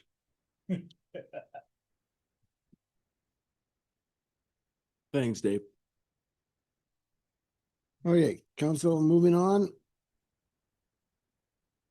We're on to Public Works, and we have CIPP construction recommendation to award Mr. Cochran. Yes, thank you, Your Worship. The recommendation before council is to award a construction contract to In Situ Forms Technologies for $151,073 plus GST to complete cast in place pipelining work. Early in the year, a tender call was publicly advertised, and we're contemplating lining of 5 pipe segments around the community, totaling approximately 465 lineal meters. 4 proposals were received. They're listed in the staff report for council's information. We're recommending the lowest priced proponent. Of course, cast in place pipelining is a great technology for securing minor structural defects within pipelines, and also preventing against groundwater infiltration, creating additional capacity in the pipelines, reducing the need for pumping and treatment. The substantial performance date set for this work is October 15th. Just based on the budget figures and the available budget, staff, it is proposed that up to 14,000 be accessed from the annual sewer system upgrade budget as well, to supplement this if required for contingency allowance and contracted min. I'd welcome any questions. Thank you for that, Mr. Cochran. Council, before we get a resolution on the floor, are there any questions of clarification or supplemental information needed? If not, I'd look to council for direction. We have some options. There's a recommendation and some options available. And I will make a comment that I've received the comment and a renewed awareness that it's CIPP, cast in place, as opposed to slip lining. But just a fun note that I always giggled at. Anyways, council, we have some options available to us. Councilor Manuel? I don't have option 1 in front of me, but I made a note that I wanted to support option 1. The recommendation? Yes. Looking for a seconder? Councilor Will? Question with motions on the floor, Councilor Routley? Thank you. Just a question of general curiosity with the note around reducing the amount of or the opportunity that CIPP can or the lining can create some capacity in mains, pump stations, treatment plants. What was it? Sorry, again, it was 73 or 230 linear meters. Kind of in the order of magnitude, we're not opening up a ton of room on a pipe. Like, we're not solving any huge capacity constraints in the sewer system with CIPP, are we? Mr. Cochran? Yeah, through your worship, certainly not. Given that we've got about 40 kilometers of collection system piping, and the majority of that is asbestos cement, which is sort of the predominantly leaking infrastructure that we would encounter. The answer is no, but I'd refer council back to the master sewer report, where we had the in place weirs, monitoring weirs throughout the collection system in the spring of, I think, 2020. You can clearly see a trend during spring high groundwater levels where our collection system gets inundated by infiltration. So, I mean, it's a step in the right direction, I think, a small step. Thank you. Any follow-up, Councillor Ruth? No, just 230 meters down, and is that 39,770 less whatever we've done already up to this point to go. So that's great. Okay, thank you for that. Mr. Cochran, supplemental? Just supplemental, Your Worship, I'd just say that over the past couple of years, we've averaged about 800 meters per year of lining. So we're getting there. In 40 years from now, we'll be. Okay, and just want to confirm we have a motion duly seconded. Any other discussion? If not, I'll call the question. All those in favor? Opposed? Carried unanimously. Thank you. Thank you. And now we'll move on to item 10CB, which is the staff report from Mr. Cochran with regards to airport instrument approach procedures. Mr. Cochran. Yes, thank you, Your Worship. I'll start by saying that we've got consultant Ben Crooks on the line from HM Aero. Should there be any questions I can't answer for council?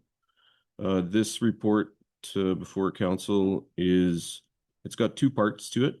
The first part is that in January of this year, we were notified by our current contract external design organization, which essentially is a person that that consultant was going to be retiring. We do maintain one instrument approach procedure at the airport that was maintained under contract with the EDO. In addition to that, on a 5-year cyclical basis, we're required to do a regulatory review with that IAP that we maintain ourselves, the instrument approach procedure. It should be noted, it's noted in the report that there's 2 other instrument approach procedures that are currently maintained by NAV Canada. So what transpired through the spring of this year was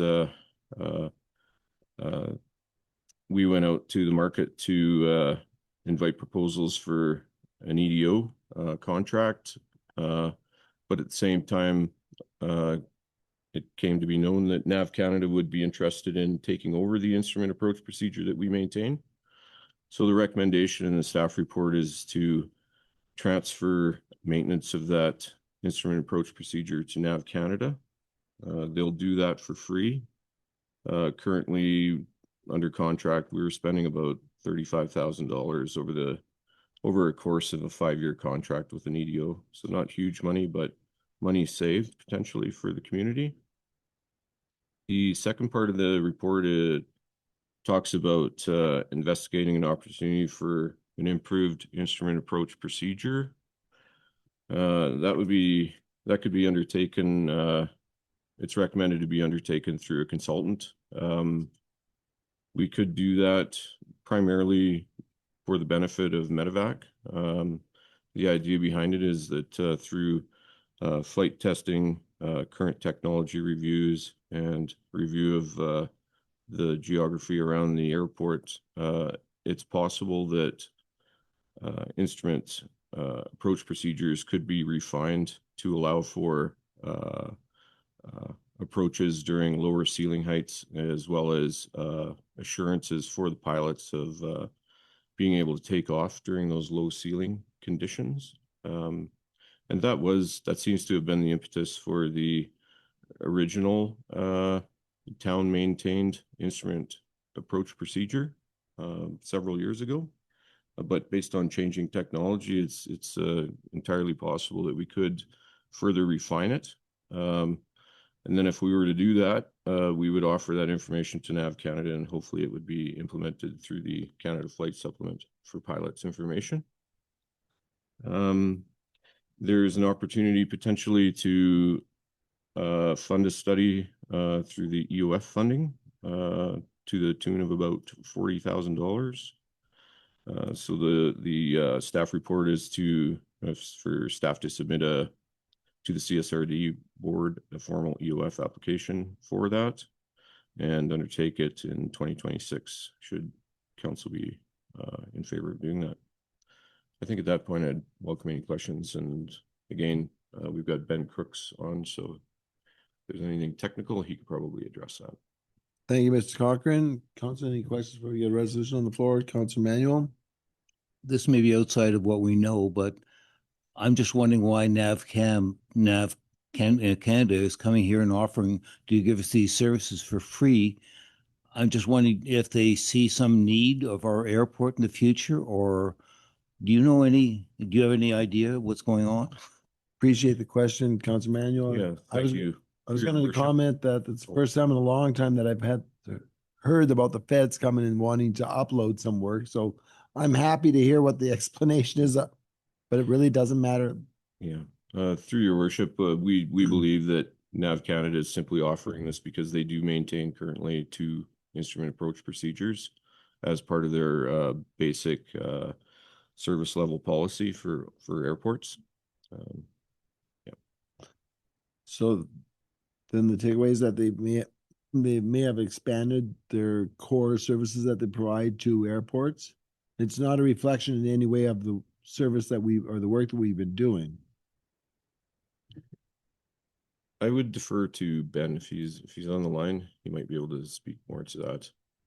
Is he still there, Alicia? Yeah. Yeah, thank you, Chris, and thank you to council for the opportunity to be here. Not speaking on behalf of NAV Canada necessarily, but sort of offering our commentary from the sidelines. As Chris has suggested, NAV Canada for numerous years, I don't know the exact history, but several years has maintained 2 other procedures at the airport. The incremental level of effort for maintaining a additional procedure when kind of the baseline work is done for the 2 existing procedures isn't significant. So I think NAV Canada saw a recognition that for some smaller airports where the cost of having an EDO, the additional effort of contracting an EDO might be significant, they could take on that service at little additional effort on their end. So that would be sort of my speculation for their willingness to take this on as part of their level of service policy. Not necessarily a direct representation of their view of increased use of the airport, but certainly they recognize the value of this procedure continuing to be available at Golden Airport for, among other reasons, but medevac purposes, as Chris said. Thank you very much, Mr. Cox. Any other comments? Councilor Guil, my apologies. Question with regards to the feasibility study. Is this something that NavCan would do themselves? Like, Mr. Cochran? Your worship, we did ask the question of NAV Canada, and they indicated that the response was along the lines of, well, we could take a look at it, but they were non-committal, I'd say. And as a matter of probably practicality, if they were to look at it, they wouldn't dive into it with any sort of high level of effort just based on existing workloads. That's why it's suggested in the staff report that if we truly want to investigate this and look at the possible improvements we could make, then we do it under an external consultant appointment, and then offer that information back to NAV Canada. Follow up, Councilor Guil. yeah, I'm a little confused because I'm not too sure what this feasibility study would like. What results from it that would help the airport? Like, how does this help us? Mr. Crooks, are you able to provide some information for council on that? Yeah, happy to do so. With the instrument approach procedures, their largest benefit for the airport, as council is likely familiar with, is improving access for the air ambulance program and also private operators in all weather conditions. So currently, your instrument approaches get you down to, and I don't know the exact numbers at my fingertips here, but let's say about 4,000 feet above ground level.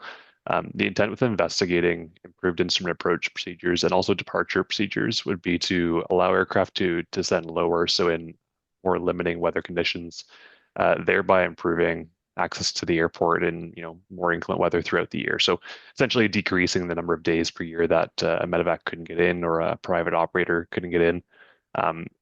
Based on emerging technology, as Mr. Cochran has said, there are technologies out there like wide area augmentation systems, so tools that can improve GPS accuracy, modern tools that may be able to bring limits lower than historically has been the case at the airport. So that's really the driving motivation there, just bringing the ceilings down that aircraft can descend through before they make contact with the airport, and therefore increasing its availability year round, in worse weather conditions. Thank you very much. And on that end, I can speak to the number of patients historically that have been transferred from Golden, aircraft that's coming in can't land in Golden, and the patient ends up getting transferred to Fairmont, which I would suspect has the equipment that we're talking about. So worthy of following up on. Councilor Rutley, you had a question? Thank you. I guess just if it's found that there's an improvement to be made in the instrument approach, would that potentially increase the surveying work necessary to be done by the municipality, or any of that? The verification work that we're doing already, would that potentially be scaled up, or are we just going to keep doing what we're doing, and it should be sufficient to support hopefully whatever improved IAPs are identified? Mr. Cook, are you able to respond to that? Thank you for the question. The town's recurring obligation as it completed this past summer to survey the terrain, the obstacles around the runway around the airport, and attest to their compliance with federal standards. That wouldn't change with the potential improvements that could be realized with the approaches out there. So the town every few years would still be required to get out, survey, and assess the obstacles around the airport for their compliance. Whether a improved approach procedure to be implemented through the use of, again, a wide area augmentation system or other steps, whether NAV Canada would cover that as part of their level of service, or whether they would say, that needs to be referred out to be maintained by an EDO. I can't comment on that, but just on the obstacle surveying piece, that obligation remains the same regardless of the approach type that's into the airport. Thank you for that. Any follow-up, Councilor Rutley? Okay, any other questions of clarification? Be looking for a motion, and again, we're covering off both items here. Councilor Rutley? Thank you, Mayor. Happy to move option 1 to approve the recommendation as presented. Got a mover, Councilor Guil seconding that. Any further discussion, council? Seeing here none, all those in favor? Opposed? Carried unanimously. Thank you very much for that report. Thank you. And thanks for Thank you, being Ben. present, Ben. Appreciated. Thank you for the opportunity, Council. Take care. Thank you. So council, we're moving on to item 10CC, campground amenity hub hot water tank, recommendation to award. Mr. Cochran. Yes, thank you, Your Worship. The recommendation for council is to authorize staff to award a supply and install contract for hot water tank at the campground amenity hub to Kardash Plumbing and Heating for a total price of $10,650 plus GST. And also direct staff to amend the 2026-2030 financial plan bylaw to include this purchase to be funded from the Building and Facilities Capital Reserve. On startup this year, it was discovered that the tank was failed, not functioning. It does appear in the 5-year financial plan in 2027. However, unfortunately, we need it now as the units failed. We did, through direct invite some pricing around the community. Parkey's Heating and Cooling provided some options. The shortest lead time was 3 to 4 weeks under rush freight at a slightly higher cost. And Kardash has a unit in stock that'll be suitable. So it's recommended at a slightly lower price for installation now, just in advance of the upcoming camping season. Anybody any questions? Thank you, Mr. Cochran. Council, any questions of the clarification before getting the resolution on the floor? Councilor Guil? If I understand correctly, there's an additional hot water tank in there that is a holding tank? Mr. Cochran? Yeah, I believe there's a holding tank and a hot water tank in the mechanical room. Follow up, Councilor Guil? Just wondering if there's a consideration of draining them after each season, perhaps lengthening the length of time that they will last. I mean, these ones have been around for a long time, but Cochran? I don't know, through your worship, but I'm happy to ask the question though. Yeah. okay. Thank you. Any other comments, questions before we get the resolution on the floor? So are someone able to provide clarification on, this seems like a very much an operational item.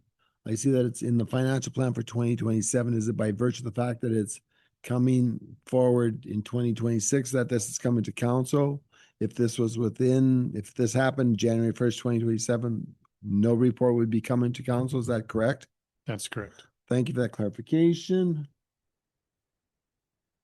Council, what's the desires? We have a recommendation and some options.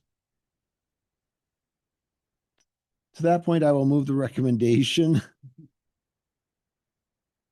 Looking for a seconder, Councilor Routley seconding that. I was going to ask a question about, are we revamping our timelines for future hot water tank replacements as far as a schedule? But I'm hearing that that particular tank has been in there for a long time. And the fact that we got that much life out of it is from my perspective, someone who changes out hot water tanks on a regular basis, that's pretty amazing. So glad to see that this is happening. Then we have hopefully have a regular schedule of replacement in the plans for the future.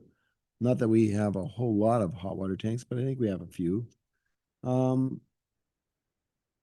Motion, Mr. Cochran or Councilor Routley or Councilor Manuel? Sorry. Councilor Manuel, did you have your hand up? Only by accident. Oh, okay. Sorry. Okay, with that, all those in favor of the motion? Opposed? Carried unanimously. Thank you very much. Thank you. And it's great to be able to deal with local businesses. So now we're moving on to 10D, which is the Planning and Development Department. And we have a temporary use permit.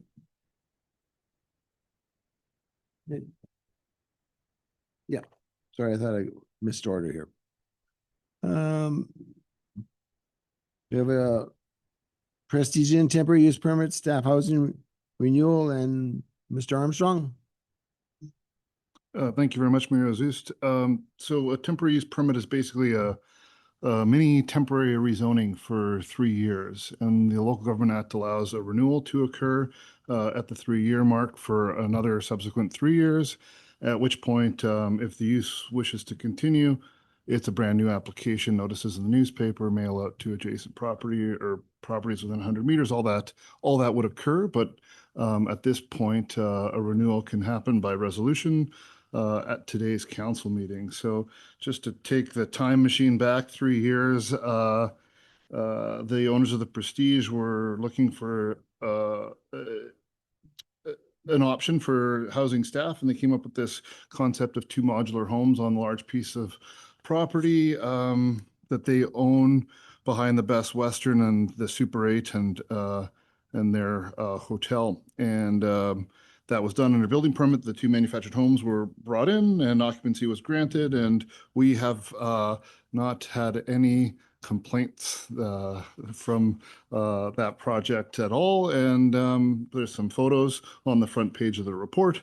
And the Prestige diarized this and applied in due course for renewal of the permit for 3 years. And staff happily processed that. And this is the report in front of council. Ultimately, we see the area where the homes are sitting. It's zoned industrial. It's next to Chatter Creek and the recently constructed Ace Courier Warehouse. It's in that general vicinity of 11th Ave North. So we see that as good light industrial land.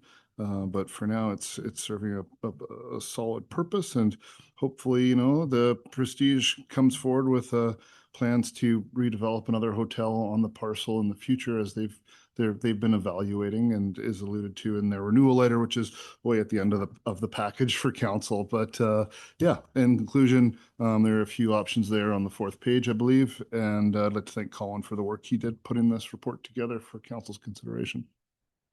Thank you, Mr. Armstrong. Council, any questions for clarification prior to get a resolution on the floor? Council Quio, we'll start. I have a couple.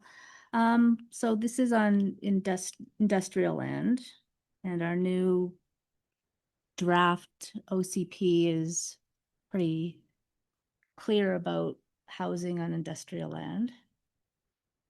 Well, it seems to be. They originally came with a plan that said that they may come back and ask for an extra 3 years when they originally made the plan. But now it seems that there isn't that much of a commitment for building. If we don't renew this, we're going to be the town that, you know, took someone's home away. But if we keep it there, it could end up staying there a lot longer if it comes back. I feel like that we do need this housing. How many people were actually living in each one? Because I know they had wanted 16, like 8 in each, and then they agreed to 10, I think it was. Like 5 in each one. Mr. Armstrong, are you able to respond?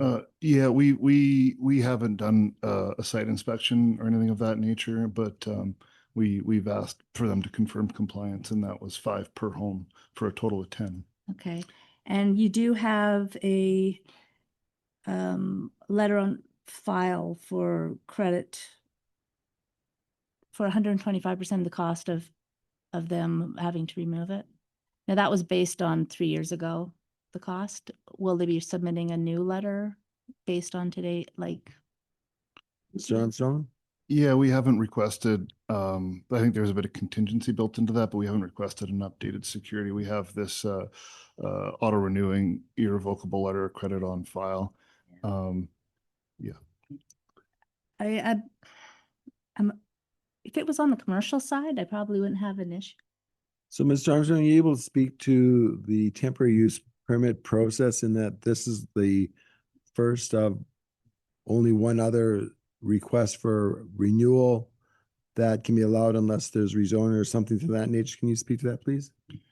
Yes. So a temporary use permit is for 3 years, allows one opportunity to apply for rezoning. It's up to to apply for a renewal of the temporary use permit, which is totally up to council's purview of whether to grant it or not.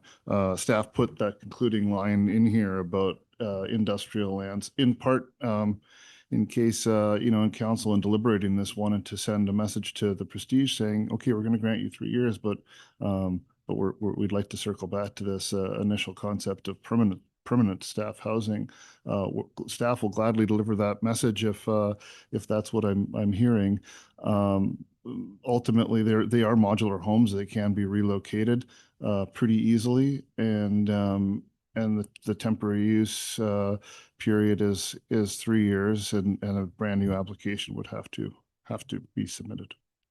Thank you for that. Follow-up, Councilor Yeah, Quill? there was another issue that they wanted to give them 2 months notice. Did this come within that time frame? Or is it just because now they have 1 month notice? Mr. Armstrong?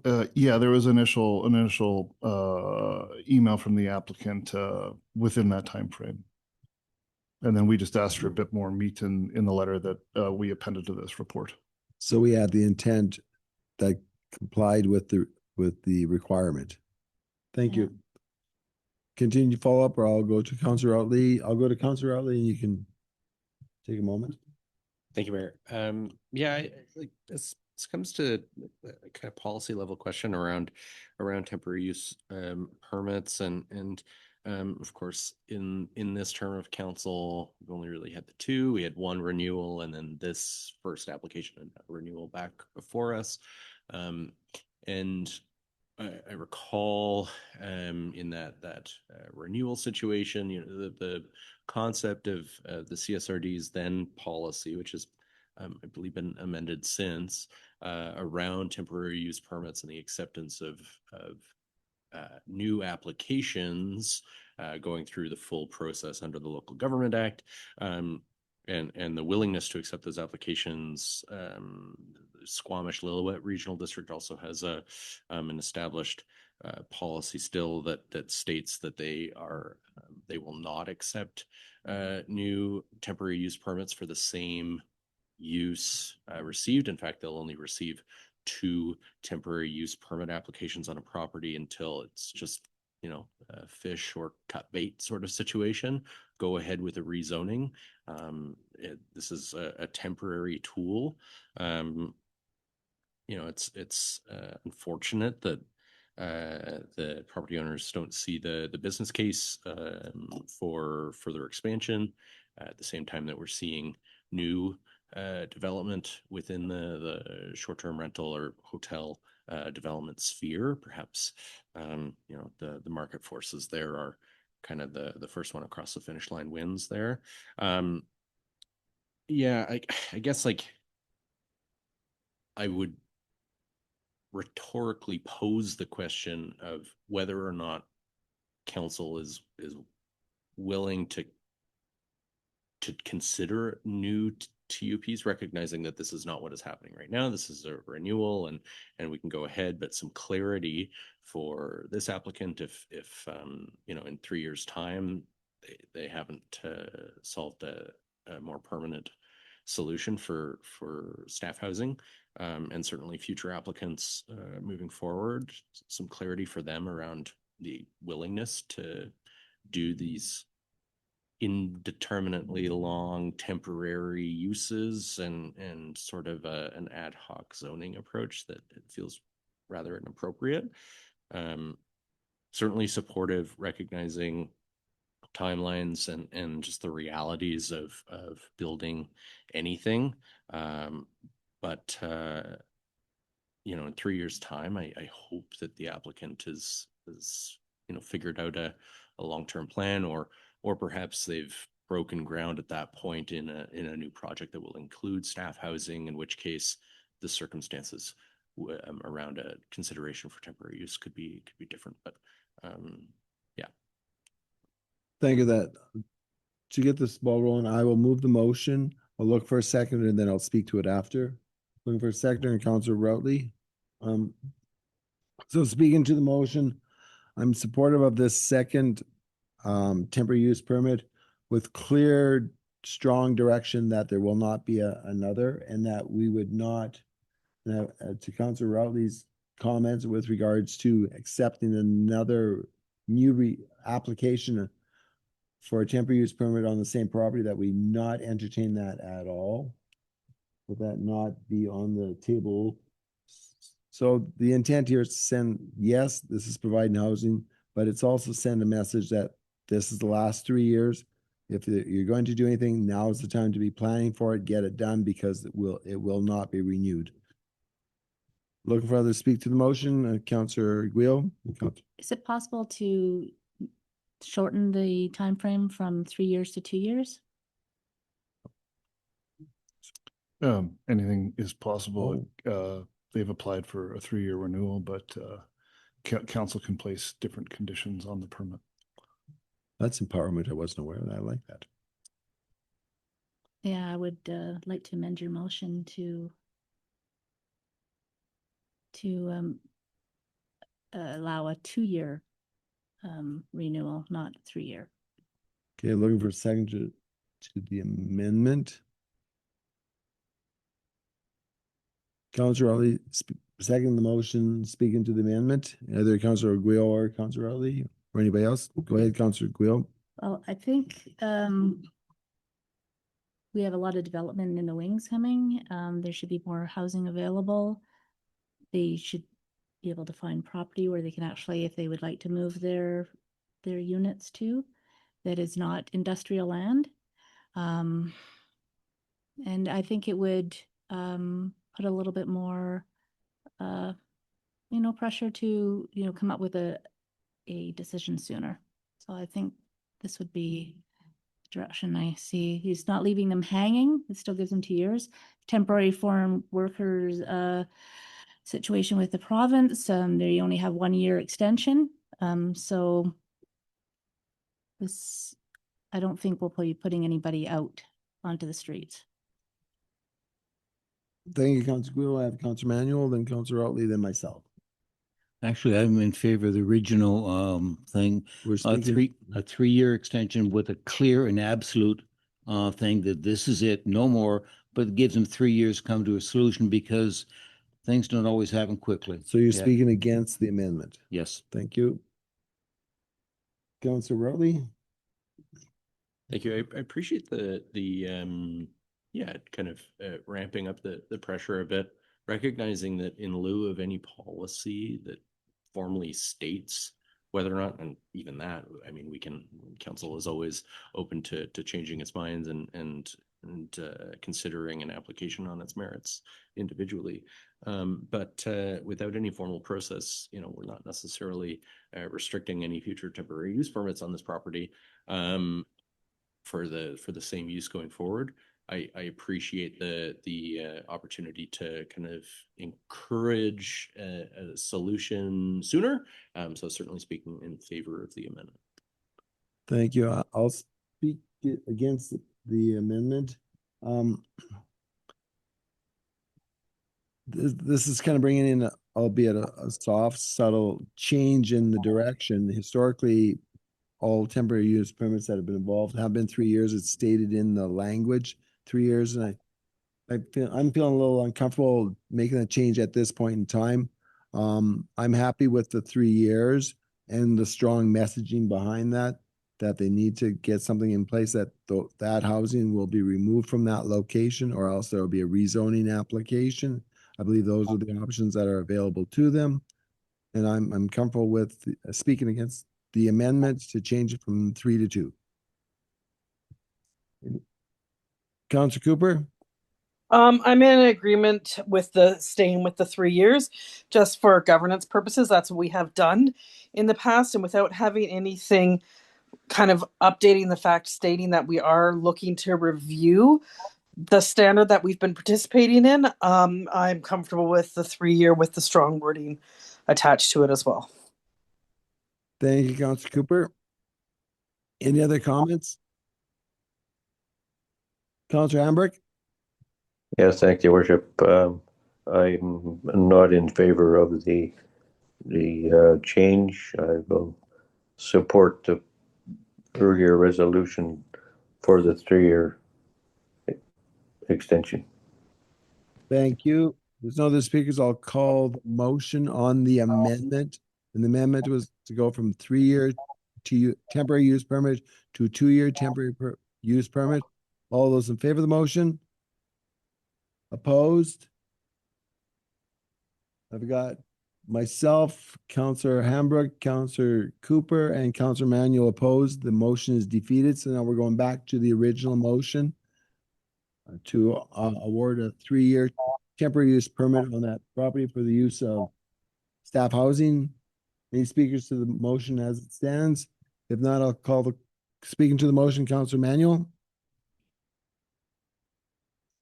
Just, but also a very clear statement. This will not be renewed, and you've got 3 years. I think staff have that message. I'm not sure what the formal capacity of messaging that is available to staff. Are you able to speak to that, Mr. Armstrong? Yeah, in presuming this motion, the option is in the report, or the recommendation in the report passes. When staff delivers that news to the applicant, they will also state council's reticence to consider a future temporary use permit application, rather encouraging a more permanent solution to their staff housing dilemma is the message I've heard around the table. Thank you. Thank you very much. With that, no other speakers, all in favor of the motion? Opposed? I'm going to call that carried unanimously. Councillor Routley? Thank you, Mayor. Just moving back to the reticence and opportunities to formalize it, not just for this application, but every application moving forward. I guess a question to staff around capacity within the policy review to see if, you know, something akin to the Squamish-Lillooet Regional District's language or some similar policy might be possible to slot into the work plan, recognizing that it is always very full. Mr. Danagar? Been through this similar situation in a previous municipality. It's recommended to wait until OCP and zoning are done because that can often deal with these things, whether it's a TUP or variances and so forth, sort of see how that plays out and then look at that policy to make sure it fits and isn't creating a policy that's not necessary maybe anymore. I appreciate that. Thank you. Thank you. Okay, then we'll move on. Thank you much, Mr. Armstrong. We're moving on to the rec department.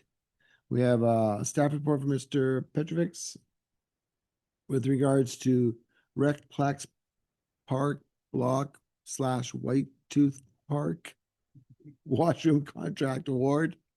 Mr. Petrovic?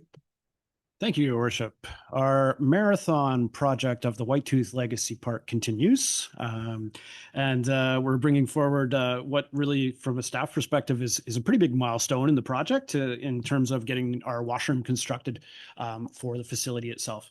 Of course, this project is moving forward thanks to Columbia Basin Trust that came to the table with a $400,000 grant this past January to kind of help get this the final work of this project across the goal line. And the majority of the funding for this project will be pulled from this grant funding.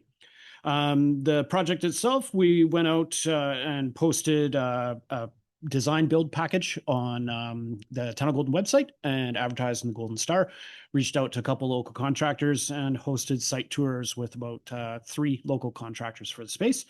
In the end, Shamrock Mountain Building came in with the preferred price of $292,850,000. And that pricing is actually a little bit below the Class D pricing that we brought forward to council in December of last year, pitching the washroom itself. The washroom project was at a Class D level, was in the $310,000 range, I believe. Shamrock's in good shape to get construction going once we get the new racket court facility all opened up. So we'd anticipate, if this motion is approved, to start construction likely early August, and hope to have this building complete and up and running before we start making ice in the outdoor rink for the winter season. With that, I'll welcome any questions. Thank you, Mr. Petrovic. Council, any questions of clarification prior to getting a resolution on the floor? Seeing Councilor Cooper? Need to unmute. I appreciate hearing that there was multiple bids from within a local region. I think that is very important for us, and when we have funding, especially supporting local businesses. I really like the fact that it will be starting before the winter season and potentially have a completed service by the winter time. So I just wanted to say I'm happy to move with the motion to award the White Tooth Legacy Fund to Shamrock Building. The budget to that project. I've got it looking for a seconder. Councilor Guido seconding that. Quick question that I have. Usually when we have other bids, we identify the other bidding companies. I'm just wondering why we were generic. Oh, I'm happy to do so. Just took a little bit different approach with this report. Our other bid came from Summit Mountain Homes. Thank you. And the other question that I had, if there was the ability for the contractor to get in there earlier, is there the possibility of actually shutting down that one tennis pickleball court, putting up construction fencing and allow them to get in there sooner rather than the August start line if they were available for the work? I knew you'd ask me that nightmare question. From a staff perspective, the cost of, we'd have to put up temporary fencing on the site. We're also, as part of this project, we're also planning to rip down the fencing around the site as well. So it would kind of be a disruption in terms of how the project has panned out. And based on staff's luck with the greater project and some of the hiccups that we've had, I would like to have assurance that that surfacing for our new racket courts is going down before green lighting this work, just in case we have delays that will take longer than what we anticipate for that July opening at the courts. Thank you for that. And I'm actually covering the potential for delays on the other end in that I would hate to see this construction start and be delayed for the ability to use it for this winter as we're hoping for.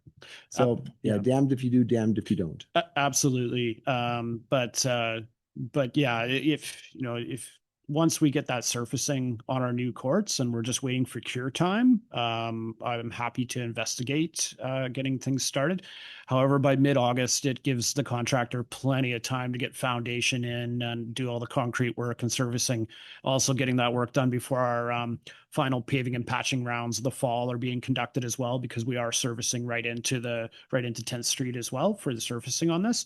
So once this is approved, we'll talk details with the contractor and get a firm timeline on construction. But from a staff preference, I'd like to lean towards getting this going once we have our new courts ready to be opened. Thank you for that. Mr. Ville, can you remind me, do we have a motion on the floor yet? We do, okay, and duly seconded. Okay, speaking to the motion, Councilor Guil. Yeah, I do want to speak to the motion. I think that I just returned from the NIMO and I was at their park and I saw their outdoor restrooms and I took pictures. I thought, oh, this is great. And then I looked the price up, what it cost, $2.8 million. And then I researched other prices of other parks that are doing this. I think you've done a fantastic job here. No kidding. This is great. Congratulations. So, yeah. Yeah, Mr. Pedrick? Thanks are due to past staff who actually took the lead on the design of this building and taking a very realistic approach in terms of the design parameters and trying to get that pricing down. But yeah, networking with various other consultants right now, 1.5 to 2 million is kind of a going price for public-based washrooms. The specs in this package are all similar to the work that was done up at the Visitor Information Center 2 years ago. We relied heavily into the specs from that. So, and the quality of the products that we have out there seem to be standing up fairly well. So, yeah, thank you. Thank you, and thank you for your attention to that, Councilor Guil. Any other speakers to the motion? If not, call the question. All those in favor of the motion? Opposed? Carried unanimously. Thank you very much, Mr. Pedricks. Thank So you. we have no bylaws, no new business. We'll move on to question period, which is an opportunity for those in the virtual gallery to ask any questions of items that were on the agenda today. Just need to raise your hand and Ms. Seville will unmute you for a second time. For a third and final time, any questions from the virtual gallery? I see no questions from the in-person gallery. With that, I'm looking for a motion to recess to the closed meeting pursuant to section 91C of the Community Charter for Council to deal with matters relating to labor relations. Moved by Councilor Manuel, seconded by Councilor Routley. All those in favor? Opposed? Carried unanimously. So we are recessed to a closed meeting. So Councilor Hamburg and Cooper will have to log out and log back into the closed meeting agenda. Reconvene the open meeting after the closed meeting. So with that, Council, I'm looking for a motion to reconvene the open meeting. Councilor Routley moving that, Councilor Manuel seconding that. All those in favor? Opposed? Carried unanimously. There are no reports from the closed meeting. Item number 17, motion to adjourn. Councilor Routley moving that, Councilor Manuel seconding that. All those in favor? Opposed? You tease. Carried unanimously. We are adjourned. Thanks for sticking around a couple extra minutes. Of course.